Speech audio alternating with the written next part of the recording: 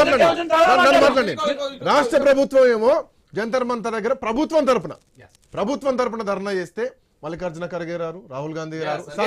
సరే రాలేదు కావచ్చు, బిజీ ఉండవచ్చు, ప్రియాంక గాంధీ రాలేదు, అట్లీస్ట్ ఒక్కరంటే ఒక్కరు కూడా రాలేదు. ఇది వాళ్ళ ఫెయిల్యూర్. రాష్ట్రానికి వచ్చి ఏం సమాధానం చెప్తారంటే ఏం చెప్పలేదు. మీరు అనౌన్స్ చేశారు, మార్చి 18, 2025 నాడు వచ్చినటువంటి వార్త ఇది. మార్చి 18 నాడు వచ్చినటువంటి వార్త, ఈ రోజు కాదు. 18 నాడు వచ్చినటువంటి వార్త. ముఖ్యమంత్రి గారు మీటింగ్ పెట్టారు. ఎలక్షన్ మాట్లాడు. కాంగ్రెస్ పార్టీకి బీసీ లేదు, కాంగ్రెస్ పార్టీకి బీసీల మీద ప్రేమ లేదు. మీకేముంది అంటున్నా సార్. ఈ వార్తాపత్రిక పూర్తిగా రాయలేదు, కానీ ఇంకొక ప్రధానమైనటువంటి వార్తాపత్రిక రాసింది సార్. మీరు అసలే రారు కదా, మీ పాయింట్ మీద మాట్లాడతా.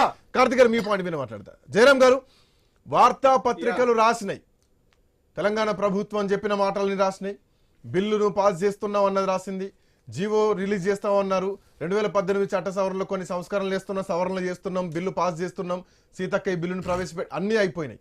కానీ ఎన్నికలు మాత్రం జరగట్లేదు. ఈ ఎన్నికలు జరుగుతాయా జరగదా? ఇదే ఇప్పుడు పాయింట్. స్థానిక సంస్థల విషయంలో 42% ఉన్నది కాబట్టి సరే ఎన్నికలు జరగట్లేదు, ఓకే ఒప్పుకున్నాం. గ్రామ పంచాయతీ ఎన్నికలు పోవడానికి వచ్చినటువంటి ఇబ్బంది ఏంది? ఎట్లాగూ 2 యూనిట్లలో పోతా అని చెప్పారు.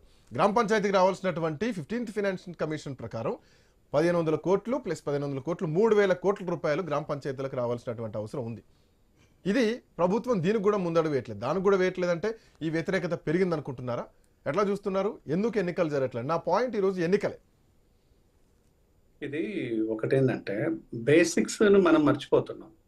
బేసిక్స్ ని మర్చిపోయి ఓన్లీ రాజకీయాలు మాత్రమే మాట్లాడుతున్నాం. ఇక్కడ చూడాల్సింది ఏంటంటే, రాజ్యాంగబద్ధంగా ఒక రిజర్వేషన్ ని కల్పించాలంటే దానికి సంబంధించిన అనేక అంశాలను రూపకల్పన చేసి దానికి ఒక డాక్యుమెంట్ ప్రిపేర్ చేసి దాన్ని పార్లమెంటరీ సెక్షన్లో యాడ్ చేస్తే దాని మీద డిస్కషన్ చేస్తే 9th షెడ్యూల్లో జరపాలా వద్దనే నిర్ణయాలు అక్కడ ఉంటుంది. ఇది రాజ్యాంగబద్ధంగా. కానీ ఇప్పుడు రాజ్యాంగబద్ధంగా రాజకీయ పార్టీలు లేవు. వాళ్ళ స్వప్రయోజనాలకు మాత్రమే రాజకీయ పార్టీలు ప్రభుత్వాలు పనిచేస్తున్నాయి అనేది వాస్తవం. అప్పుడు జయలలిత గారు తీసుకొచ్చిండ్రు, పివి నరసింహరావు గారు యాడ్ చేశారంటే అక్కడ రిక్వైర్మెంట్ ఉంది. ఇక్కడ బీజేపీకి కాంగ్రెస్ తోనే ఎట్లాగో పొత్తు ఎట్టి పరిస్థితిలో ఉండదు. అప్పుడున్న ప్రెసిడెంట్ ప్రైమ్ మినిస్టర్ ఎవరు కూడా బీసీలు కాదు. మళ్ళీ ఇంకొకటి ఇక్కడ ఎవరు ఉండదు. ఇక మన ప్రైమ్ మినిస్టర్ అంటే బీసీగా తనకు తాను సెల్ఫ్ డిక్లరేషన్ బీసీ తప్పితే ఇది నాట్ ఎట్ ఆల్ బీసీ అనే విషయం అందరికీ తెలుసు. ఇక్కడ మరొక అంశాన్ని మనం చూడాల్సింది ఏంటంటే, ఒక గెజెట్ ద్వారానే కనుక చేసింది అనుకో, ఎంఆర్పిఎస్ తెచ్చిన గెజెట్ ద్వారా ఎంఆర్పిఎస్ క్లాసిఫికేషన్ 4 సంవత్సరాలు దాన్ని కొట్టివేయబడింది. సో అది ఫెయిల్యూర్ సిస్టమ్. అది కూడా మన కళ్ళ ముందు ఉన్నది. అది అటర్ ఫ్లాప్ ఫెయిల్యూర్ సిస్టమ్. ఇక నెక్స్ట్ 9th షెడ్యూల్లోనే ఉండాలి. 9th షెడ్యూల్లో ఉండాలంటే కాంగ్రెస్ ఒక ప్రధానమైన మిస్టేక్ చేస్తున్నది. అది ఏంటిదంటే, ఇక్కడ ముస్లిం బీసీలు అని చెప్తుంది. ఈ వర్డ్ చాలా కాంట్రడిక్టరీ వర్డ్. ఇది ముస్లిం బీసీలు కాదు, బీసీలు ముస్లింలలోకి కన్వర్ట్ అయ్యారు. అది ఎక్కడ ఈ పాయింట్ ఎక్కడ రాయట్లేదు. ఈ కన్వర్షన్ అనేది ఇప్పుడు క్రిస్టియన్ లోపల మాలలు కానీ మాదిగలు కానీ కింది కులాలు కానీ ఎవరైనా కూడా పోతే వాళ్ళు బీసీలుగా మారుతారు. కానీ ఉన్నత కులాలు పోతే బీసీలుగా మారరు. రెడ్డిలు, వైశ్యాసు, బ్రాహ్మణ్స్ పోతే వాళ్ళు బీసీసీలుగా ఉండరు. కింది కులాల నుంచి క్రిస్టియానిటీలో పోతే బీసీసీలుగా మారుతారు. ఆ విషయాన్ని ఇక్కడ ఎక్కడ కూడా చేయట్లేదు. అంటే ముస్లిం మైనారిటీ ఓట్లను దృష్టిలో పెట్టుకొని 20% ఓట్లను దృష్టిలో పెట్టుకొని. సో మీరు ఏమంటున్నారు, మతపరంగా జరిగింది కులగణన, కులాల పరంగా జరగలేదు అంటున్నారా?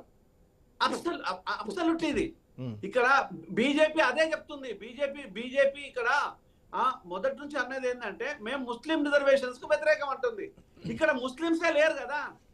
మీరు ఈ దూదేకుల వీళ్ళంతా ముస్లింస్ కాదు. వీళ్ళు ముస్లింస్ అసలు పరిగణించరు. వీళ్ళను ముస్లింసే యాక్సెప్ట్ చేయరు. వీళ్ళని ముస్లింస్ అంటే ఇక ముస్లింస్ ఎక్కడి నుంచి వచ్చిన వీళ్ళు ముస్లింస్ నే యాక్సెప్ట్ చేయరు.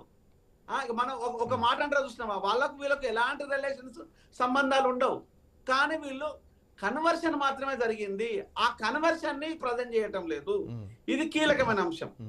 మరొక అంశం ఇక్కడ జరుగుతున్న పొరపాటు కాంగ్రెస్ చేస్తుంది ఏంటంటే, మీరు పూర్తి స్థాయి లోపల మాకు కోఆపరేట్ చేయలేదు బీఆర్ఎస్. ప్రతిపక్ష పార్టీని దెబ్బ కొట్టడం కోసము ఒక డ్రామాటిక్ స్టోరీని అల్లిళ్ళు. కానీ ఇప్పుడు అది రివర్స్ అయిపోయింది. ఏమంటుంది బీజేపీ? మీరు పూర్తి స్థాయిలో చేయలేరు కాబట్టి పూర్తి స్థాయిలో చెయ్యండి అని చెప్తుంది.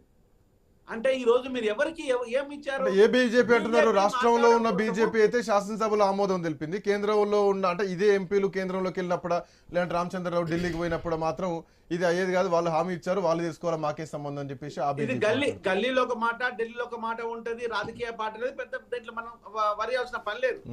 ఇక్కడ జరుగుతున్న అంశాలు ఇవి. అంటే ఇక్కడ ఎక్కడ కూడా మీకు వ్యతిరేకత, ఇవన్నీ ఎట్టి పరిస్థితుల లోపల బీసీ రిజర్వేషన్ బిల్లు సక్సెస్ఫుల్ గా ఫెయిల్యూర్. ఇంకొక 10 సంవత్సరాలు కాదు, ఇంకొక 20 సంవత్సరాలైనా ఫెయిల్యూరే. ఓకే డన్, మీరు అన్నట్టు ఫెయిల్యూరే అనుకుందాం. ఎన్నికలకు ఏ ప్రాతిపదికన పోతారు? ఇక్కడ ఎన్నికలకు పోవాలి అనుకున్నప్పుడు మీరు దాన్ని పార్టీ పరమైన ప్రాతిపదికన తీసుకోవాలి తప్పితే చట్టపరమైన ప్రాతిపదికన తీసుకోవడానికి మీకు ఆ శక్తి లేదు. కానీ ఒకవేళ అట్లా పోతే పార్టీ